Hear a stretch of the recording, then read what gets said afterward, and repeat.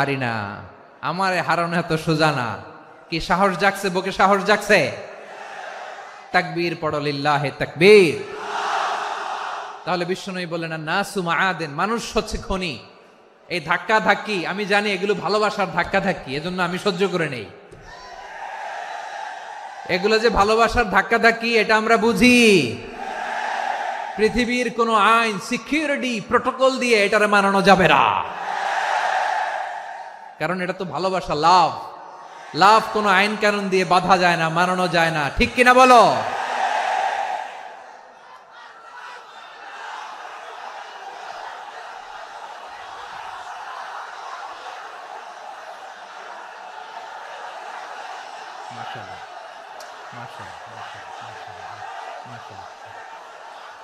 ঠিক আছে, বসুন বসুন বসুন। আল নাসু মাআদেন, মানুষ হচ্ছে খনি। এই খনির যত্ন নিতে হবে। আমার মা বাবা যারা এসেছেন, আপনার ছেলে মেয়ের যত্ন নেন। আপনার ছেলের মধ্যে যে কি পটেনশিয়াল আপনি জানেন না। আপনার এই ছোট্ট অবুজ ছেলেটাই আগামী দিনের শায়েখ আহমদুল্লাহ হবে। আপনার হেফজখানায় পড়া ওই ছোট্ট ছেলেটাই আগামী দিনের আল্লামা মামুনুল হক হবে। আপনার ওই ছেলেটা আমির হামজা হবে, আব্দুল হাই সাইফুল্লাহ হবে। এভাবে বড় বড় আলেম হবে, তারা যুগশ্রেষ্ঠ আলেম হবে। সেই একদিন এই বাংলাদেশের পার্লামেন্টে যে বক্তব্য দিয়ে যশোরের পক্ষে কথা বলবে। আপনি জানেন না, কাউকে ছোট করবেন না আপনি। ওর কনফিডেন্স আপনি কমাবেন না, আপনি কমাতে পারেন না। প্যান্ডেলে আমার যে মা বোনেরা আছেন, ছেলে মেয়েদেরকে কখনো ছোট করে কথা বলবেন না। ও যে কোথায় যাবে আপনি জানেন না। আপনি মা হয়ে তাকে সাহস দিবেন, তার কল্পনার জগৎটাকে সাজাতে তাকে উৎসাহিত করবেন, ঠিক কিনা বলেন? আর আমার প্যান্ডেলের আমার প্রিয় শ্রদ্ধাশীলা মায়েরা বোনেরা, আপনারা তো আরো দামি সম্পদ। বিশ্বনবী বলেন আর দুনিয়া কুল্লুহা মাতা। আল্লাহ আল্লাহ আল্লাহ, বিশ্বনবীর কথার ওজন দেখেন। আর দুনিয়া কুল্লুহা মাতা ওয়া খায়রু মাতা'আদ দুনিয়াল মারআতুস সালিহা। বিশ্বনবী বলেন দুনিয়ায় যা দেখো সব আল্লাহর দেওয়া অ্যাসেট, মানে সম্পদ। আর এত অ্যাসেটের ভিড়ে সবচাইতে শ্রেষ্ঠ সম্পদ হচ্ছে নেককার নারী। সুবহানাল্লাহ। ভাইয়েরা বোনের সাথে খারাপ আচরণ করো না, সন্তান মায়ের সাথে খারাপ আচরণ করো না। আমাদের মায়েরা আমাদের asset, they are our priceless asset. কারণ এই মায়েদের পেটে এসেছে আল্লাহর ওলিরা, এই মায়েদের পেটে এসেছে খান জাহান আলী, এই মায়ের পেটে এসেছে শাহজালাল ইয়ামানি, এই মায়ের পেটে এসেছে আল্লাহর সব নবীরা। নাকি নবীরা আকাশ থেকে ধপ করে জমিনে নেমে আসছে? মায়ের পেটে আসছে। এই মায়ের পেটগুলো খনি। আমার সম্মানিতা মায়েরা বোনেরা, নিজেকে ইসলাম দিয়ে সাজান, নিজেকে ইসলাম দিয়ে সাজান, নিজেকে পবিত্র রাখুন, নিজের আব্রু ইমান ইজ্জতের হেফাজত করুন, কোরআন পড়ুন, সুন্নাহ পড়ুন। আপনি জানেন না আপনার গর্ভে কে আসছে, কোন ক্ষণজন্মা পুরুষকে আল্লাহ তাআলা আপনার গর্ভে পাঠাবে আপনি জানেন না। মায়েরা নিজেদেরকে পবিত্র রাখুন, ইসলাম চর্চা করুন, কোরআন চর্চা করুন, নৈতিকতা দিয়ে নিজেকে সাজান। যশোরের জেনজি, নিজেদেরকে প্রস্তুত রাখো আগামীর বাংলাদেশের জন্য। নৈতিকতা, মোরালিটি, ভ্যালিউজ দিয়ে নিজেকে সাজাও, ইসলাম দিয়ে নিজেকে সাজাও। কারণ আগামীর বাংলাদেশ ইসলামের বাংলাদেশ। বাংলাদেশের আসল পরিচয় ইসলাম। বাংলাদেশের আসল পরিচয় কি? সবাই বলে না। বাংলাদেশের আসল পরিচয় কি? এই ইসলাম নিয়ে আমরা সংসদ ভবন সাজাবো, রাজি আছি না নাই? শেকড় ভুলে যাওয়া যাবে না। আমরা ধাপে ধাপে শারিয়া আইনের দিকে যাব ইনশাআল্লাহ, কিন্তু জঙ্গিবাদ দিয়ে নয়, কট্টর পন্থা দিয়ে নয়। আমরা ইন্টেলেকচুয়ালি, গ্রাজুয়ালি, ধাপে ধাপে শারিয়া আইনের দিকে মুভ করব ইনশাআল্লাহ। বলো লিল্লাহি তাকবীর। এদেশের আসল পরিচয় সবাই বলে না, আওয়াজ করে, এদেশের আসল পরিচয়। এদেশে আজান শুনে সূর্য ওঠে শহর গ্রামে, এদেশে আজান শুনে সূর্য ডুবে সন্ধ্যা নামে। এদেশে সকল কাজে সবাই বলে বিসমিল্লাহ, এদেশে ভালো কিছু দেখে শুনে হাসি মুখে সবাই বলে মাশা আল্লাহ। সুবহানাল্লাহ সুবহানাল্লাহ সুবহানাল্লাহ সুবহানাল্লাহ সুবহানাল্লাহ সুবহানাল্লাহ সুবহানাল্লাহ সুবহানাল্লাহ। ও নবীন তরুণ তোমার কিসের এত ভয়, জেনে রেখো বাংলাদেশের আসল পরিচয়। বাংলাদেশের আসল পরিচয় ইসলাম। আওয়াজ তুলে বলো, আসল পরিচয় কি? এদেশে পরস্পরে দেখা হলে দেয় সালাম, এদেশে আমজনতার হৃদয় জুড়ে পাক্কা আলাম। ঠিক কি না? এদেশে বিপদ এলে সর্বজনে সর্বক্ষণে দোয়া পড়ে ইন্না লিল্লাহ সুবহানাল্লাহ সুবহানাল্লাহ সুবহানাল্লাহ সুবহানাল্লাহ। এদেশে আজান শুনে সূর্য ওঠে শহর গ্রামে, এদেশে আজান শুনে সূর্য ডোবে সন্ধ্যা নামে, এদেশে সকল কাজে সবাই বলে বিসমিল্লাহ, এদেশে ভালো কিছু দেখে শুনে হাসি মুখে সবাই বলে মাশা আল্লাহ। সুবহানাল্লাহ, আওয়াজ করে সুবহানাল্লাহ সুবহানাল্লাহ সুবহানাল্লাহ সুবহানাল্লাহ। সবাই একসাথে সুবহানাল্লাহ সুবহানাল্লাহ সুবহানাল্লাহ সুবহানাল্লাহ। এদেশের আসল পরিচয় কি? আওয়াজ করে বলতে ভয় লাগে। এদেশের আসল পরিচয় কি? ইসলাম দিয়ে আমাদের সংসদ ভবন চলুক, আমরা চাই কি চাই না? বঙ্গভবনে লা ইলাহা ইল্লাল্লাহর পতাকা উড়ুক, আমরা চাই কি চাই না? প্রতিটি জেলা অফিসে, ডিসি অফিসে লা ইলাহার পতাকা ঝুলুক, আমরা চাই কি চাই না? কারা কারা চাই হাত তুলে আল্লাহরে দেখায়।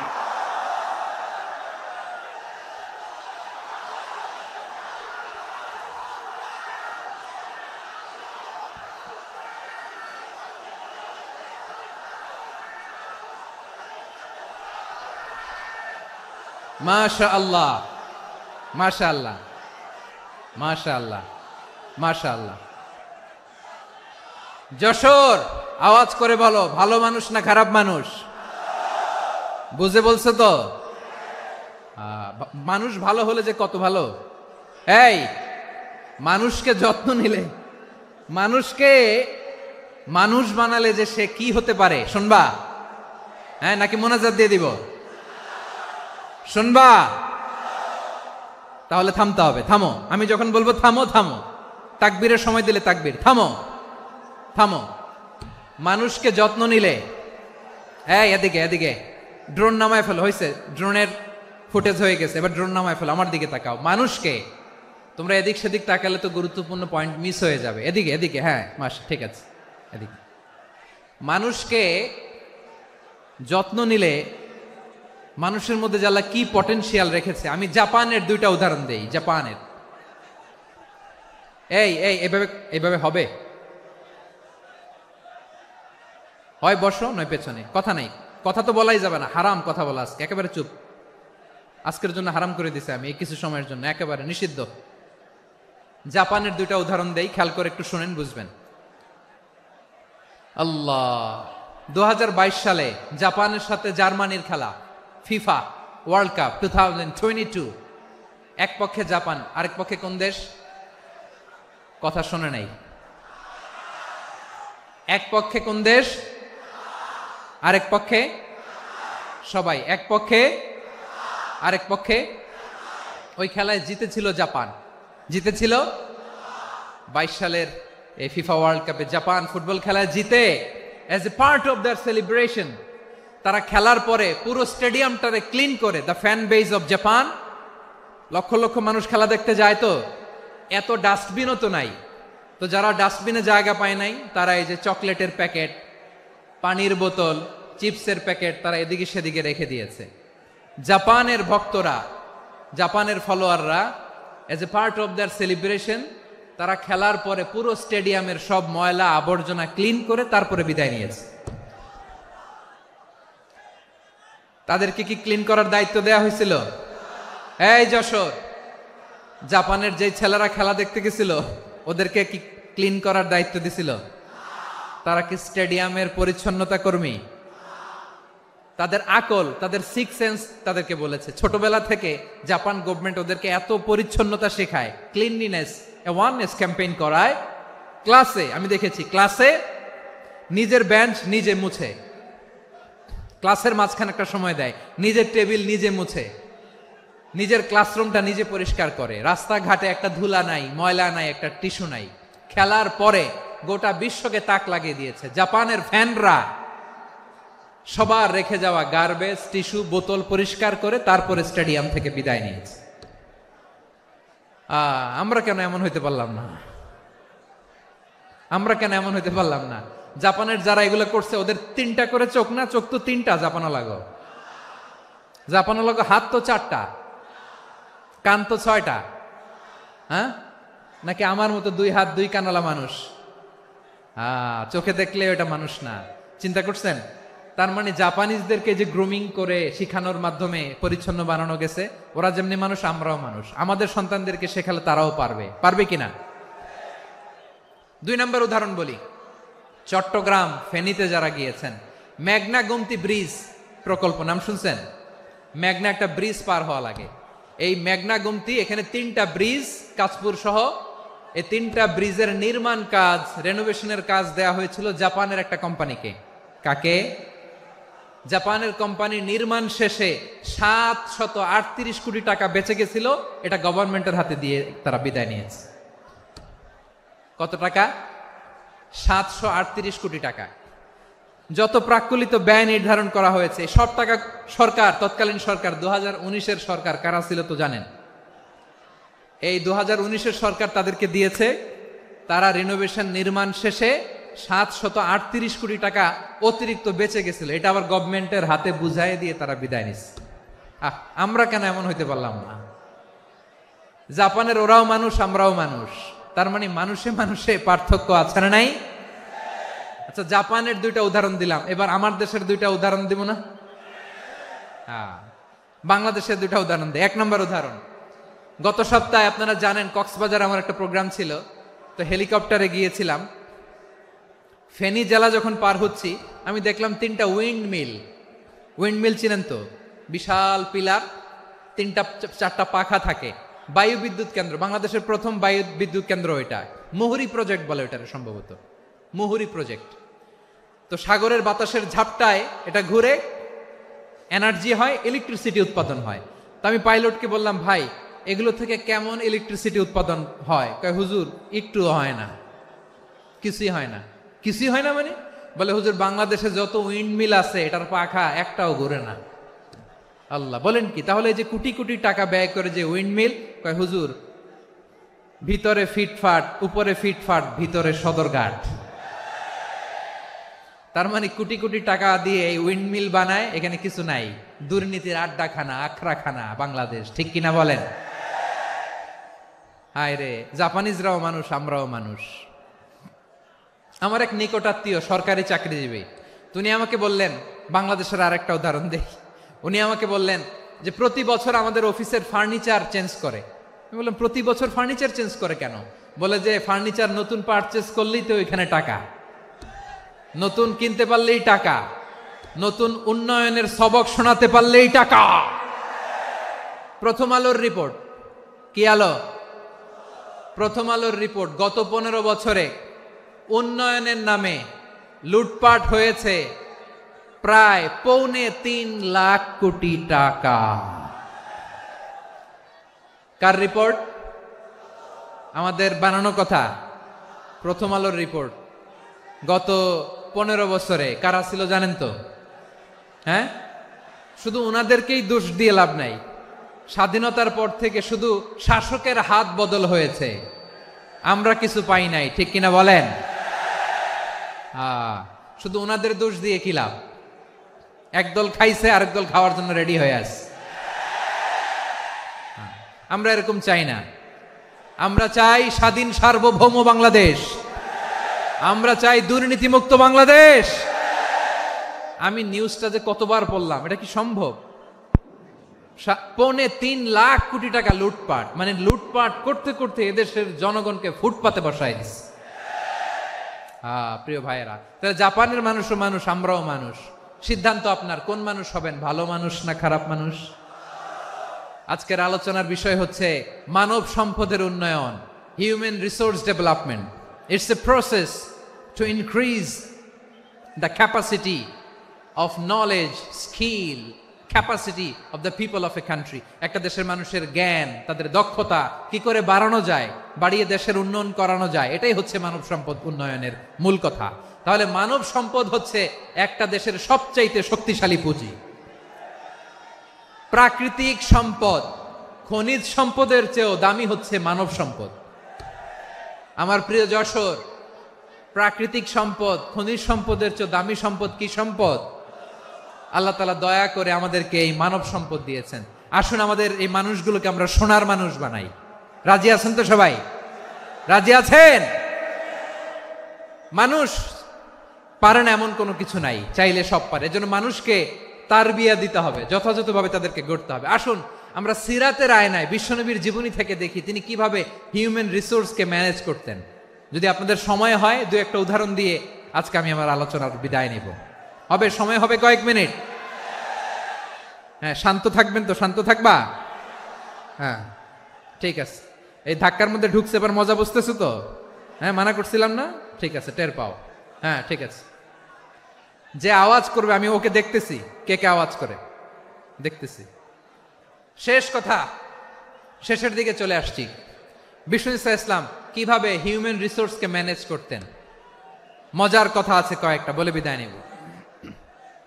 বিশ্বনবী কিভাবে এই মানব সম্পদকে ম্যানেজ করতেন। বিশ্বনবী he was a very good talent hunter, চৌকস ট্যালেন্ট হান্টার ছিল। কার মধ্যে কি ট্যালেন্ট আছে দেখলেই বুঝে ফেলতেন। সুবহানাল্লাহ পড়বেন না? কি নবী আমরা পেয়েছি! He was a very good talent hunter. আমার নবী তিনি চৌকস ট্যালেন্ট হান্টার ছিলেন। কার মধ্যে কি প্রতিভা বের করতেন, ওই প্রতিভাকে ইসলামের কল্যাণে কাজে লাগাতেন। সুবহানাল্লাহ বলেন।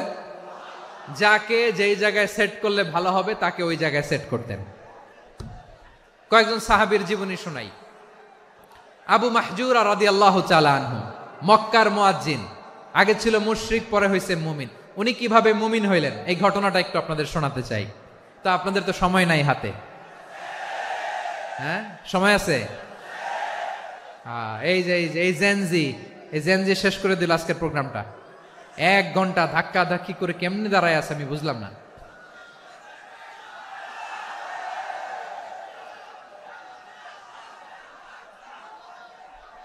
না না, তাকবির না, চুপ করতে হবে। What I need you stop, just shut up, চুপ। হ্যাঁ, ঠিক আছে, এভাবে। আবু মাহজুরা রাদিয়াল্লাহু তাআলা আনহু কিভাবে মুসলিম হলেন, আওয়াজ করে শুনেন। হুনাইনের যুদ্ধ, 8ম হিজরি। বিষ্ণু ইসলাম হুনাইনের যুদ্ধ শেষে ফিরতেছেন, পথিমধ্যে বেলাল রাদিয়াল্লাহু তাআলা আনহু, এই যে আবার কথা, আই রে আল্লাহ রে, এখানে ধাক্কা ধাক্কি কেন? চলে যাও, পেছনে যাও, যাও পেছনে যাও। কি আজীব তামাশা! যেখানে যায় এখানে ধাক্কা ধাক্কি, মারামারি, গায়ের উপরে, কাঁধের উপরে, শাউটিং। অনেক গুরুত্বপূর্ণ কথা পয়েন্ট করে নিয়ে আসে যে বলবো, এই শাউট করার কারণে প্রোগ্রামটাই নষ্ট করে দেয়। আসছে আমার ভালোবাসা দেখাইতে, প্রোগ্রামটাই শেষ করে দিয়ে চলে যায়। স্টপ, আবার কথা বল, স্টপ। হুনাইনের যুদ্ধে 8ম হিজরি। কত হিজরি? সবাই বলেন না একটু, কত হিজরি? 8ম হিজরিতে হুনাইনের যুদ্ধে রাসূল সাল্লাল্লাহু আলাইহি ওয়াসাল্লাম ফিরে আসতেছেন মদিনায়। পথিমধ্যে বেলাল রাদিয়াল্লাহু তাআলা আনহু আজান দিচ্ছেন। কি দিচ্ছেন? তো পাশে ছিল মুশরিকদের একটা পল্লী, কিছু মুশরিক তরুণ, কিছু অমুসলিম কিশোর, তারা আজানকে ব্যঙ্গ করতেছে। আমাদের বাংলায় মুখ ভেঙ্গানো বলে আর কি। বেলাল রাদিয়াল্লাহু তাআলা আনহু আজান দিচ্ছেন, ওই বাচ্চাগুলো মুশরিক, তো ওরা আজানকে ব্যঙ্গ করতেছে। বিকৃতি করে ওরাও আজান দিচ্ছে, উদ্দেশ্য হচ্ছে আজানকে নিয়ে ঠাট্টা করা। উদ্দেশ্য কি? ঠাট্টা করা। ব্যাপারটা মনে কষ্ট পাওয়ার মতো ব্যাপার না? কিন্তু বিশ্বনবী ওইখানে দেখেন কি খুঁজলেন। বিশ্বনবী খেয়াল করলেন অমুসলিম কিশোরদের মধ্য থেকে একটা কিশোরের গলাটা বড় দরাজ গলা, কণ্ঠটা বড় সুন্দর। খেয়াল করে দেখলেন যে কিছু কিশোর বেলালের আজানকে ব্যঙ্গ করে, বিকৃতি করে, কিন্তু একজনের কণ্ঠ দেখতে পাচ্ছেন না এত দূরে, কিন্তু কণ্ঠটা বড় সুন্দর, দরাজ গলা। বিশ্বনবী সাহাবীদেরকে বললেন, ধরো এগুলারে, ধরো। সবগুলারে ধরে বিশ্বনবীর সামনে আনা হলো। ওরা হাঁটু গেড়ে বসলো। বিশ্বনবী বললেন, তোমাদের মধ্যে কে যেন ব্যঙ্গ করে আজান দিচ্ছিল, তার গলাটা বড় উঁচু, গলার বেসটা বড় মজবুত, মেলোডিয়াস, সুমধুর কণ্ঠ, কে? আবু মাহজুরা বলে, আমার বন্ধুরা সবাই আমার দিকে আঙ্গুল দেখায়, আমি পড়ে গেছি বিপদে। রাসূল সাল্লাল্লাহু আলাইহি ওয়াসাল্লাম বাকি অমুসলিম তরুণদেরকে ছেড়ে দিলেন, বললেন তোমরা যাও। এবার আবু মাহজুরারে পাইছে। আবু মাহজুরার চুলের মধ্যে হাত দিলেন বিশ্বনবী, মাথায় হাত দিয়ে বললেন, এবার আজান দাও দেখি। আবু মাহজুরা বলে, আমি তো আজান দিতে জানি না, কারণ আমি তো বেলালেরটা শুইনা দিছি, আমার তো মুখস্থ নাই, আমি তো আজান দিতে জানি না। বিশ্বনবী বললেন, জানো না? তাহলে আসো, আমি তোমারে শিখাই দেই। সুবহানাল্লাহ পড়েন। আবু মাহজুরা হাঁটু গেড়ে বসে, বিশ্বনবীর মোবারক হাত আবু মাহজুরার চুলের মধ্যে। বিশ্বনবী আজানের মুআল্লিম আবু মাহজুরাকে বলতেছে, ঠিক আছে তোমারে শিখাই দিচ্ছি, আমি যা যা বলবো আমার সাথে সাথে বলো, পারবা? আবু মাহজুরা বলে, পারবো। বিশ্বনবী আজান দিচ্ছেন, মাথায় হাত দিয়ে আল্লাহু আকবার, আল্লাহু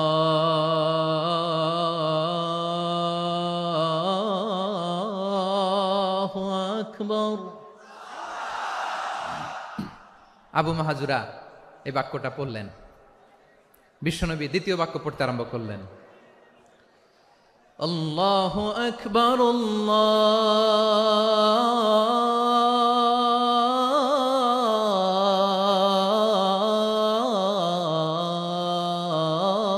আল্লাহু আকবার।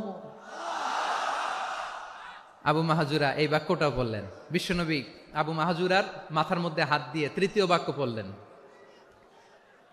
আশহাদু আল্লা ইলাহা ইল্লাল্লাহ,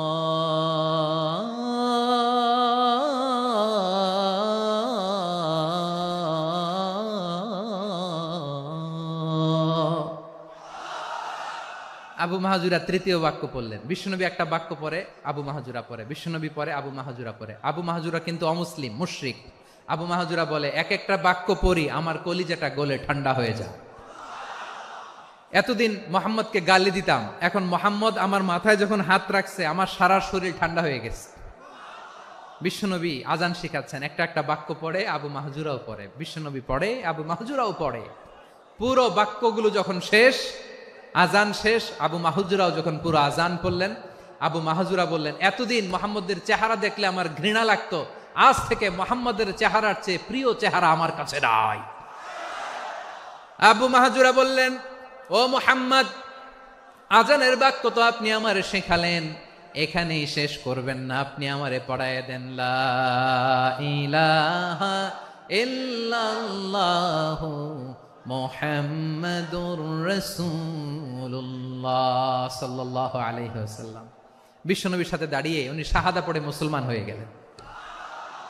এবার আবু মাহজুরা বলে, ইয়া রাসূলুল্লাহ, ইয়া হাবিবাল্লাহ, আমি মুমিন হয়েছি, মুসলমান হয়েছি, আপনার কাছ থেকে আজান শিখার সৌভাগ্য আমি লাভ করেছি গো নবী। আমার কণ্ঠের বড় তারিফ করেছেন আপনি, আমার আজানকে আপনি পছন্দ করেছেন। একটা জিনিস আপনার কাছে চাই, আপনি আমাকে মক্কার মসজিদুল হারামের মুয়াজ্জিন হিসেবে অ্যাপয়েন্ট করে দে। বিষ্ণু ইসলাম বললেন, যাও আবু মাহজুরা, আমি তোমাকে পৃথিবীর শ্রেষ্ঠতম মসজিদ মক্কার মসজিদুল হারামের মুয়াজ্জিন হিসেবে অ্যাপয়েন্ট করে দিলাম। দেখছেন কিভাবে ট্যালেন্ট হান্টিং করতে হয়, কিভাবে হিউম্যান রিসোর্স মানব সম্পদকে ব্যবহার করতে হয়। আসছিল আজানকে ভেঙ্গাইতে, আসছিল কেন? আজানকে ব্যঙ্গ করার জন্য, বিকৃত করার জন্য। আজানকে বিকৃত করতে যে ইসলামের সবচেয়ে শ্রেষ্ঠ মসজিদের মুয়াজ্জিন হয়ে গেল। পড়েন সুবহানাল্লাহ। হযরত আবু মাহজুরা রাদিয়াল্লাহু তাআলা আনহু ওনার এই সুললিত কণ্ঠ ব্যবহার করে মসজিদুল হারামে এত সুন্দর করে আল্লাহু আকবার বলে আজান দিতেন, মানুষগুলোর, মুসল্লিগুলোর, মক্কাবাসীর হৃদয়কে তিনি বিগলিত করে দিতেন, মানুষের হৃদয়কে ঠান্ডা হয়ে যেত। শুধু এখানেই শেষ না আমার যশোরের ভাইয়েরা, বিশ্বনবী যখন সাইয়েদনা আবু মাহজুরা রাদিয়াল্লাহু তাআলা আনহুকে আজান শিখাচ্ছিলেন, বলেন তো বিশ্বনবীর হাতটা কোথায় ছিল? আবু মাহজুরার মাথার সামনে, এই চুলের উপরে ছিল। আবু মাহজুরা ওই স্মৃতিটাকে ধারণ করবার জন্য, ওই স্মৃতিকে বহন করার জন্য বিশ্বনবীর মোবারক হাত আবু মাহজুরার কপালের চুলের যেই জায়গায় লেগেছে, মৃত্যুর আগের দিন পর্যন্ত আবু মাহজুরা মাথার ওই চুলে কোনোদিন ছুরি আর কামার লাগায় নাই, সেখানে কেচি লাগায় নাই, চুলের মধ্যে খুর লাগায় নাই। আবু মাহজুরা ডান দিকের চুল কাটতো, বাম দিকের চুল কাটতো, পেছনের চুল কাটতো, সামনের চুল কাটতো না।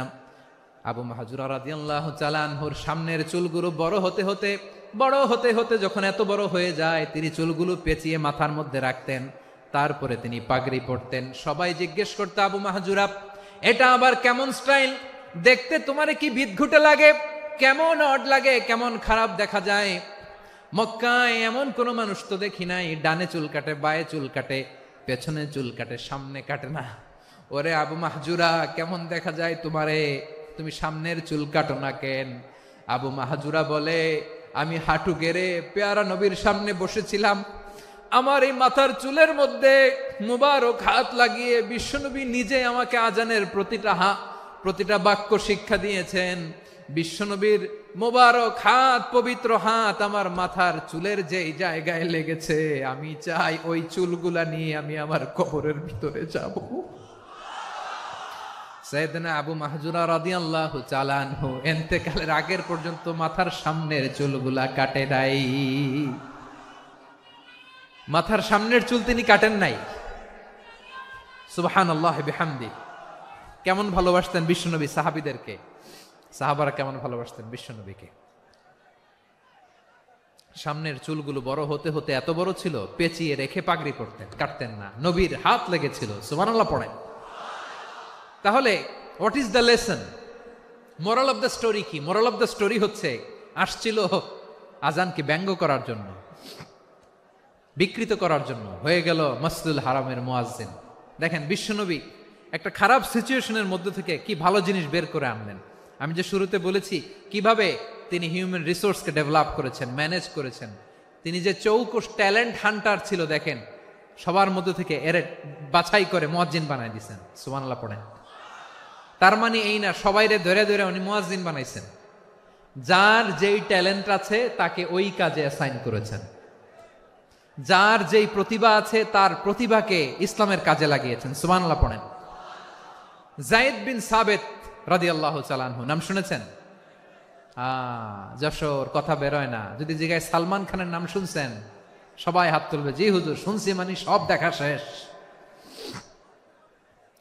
সালমান খান, আমির খান, অমুক খান, সব খান মুখস্থ, কিন্তু যায়েদ বিন সাবিতের নাম মুখস্থ নাই মুসলমানদের। যেই সাহাবী মাথার সামনের চুল কাটে নাই, মসজিদুল হারামের মুয়াজ্জিন বানাইছেন বিশ্বনবী, ওই সাহাবীর নাম কি? খায়া ফেলাইস, স্লোগানের সাথে খায়া ফেলাইস। আবু মাহজুরা, কি নাম?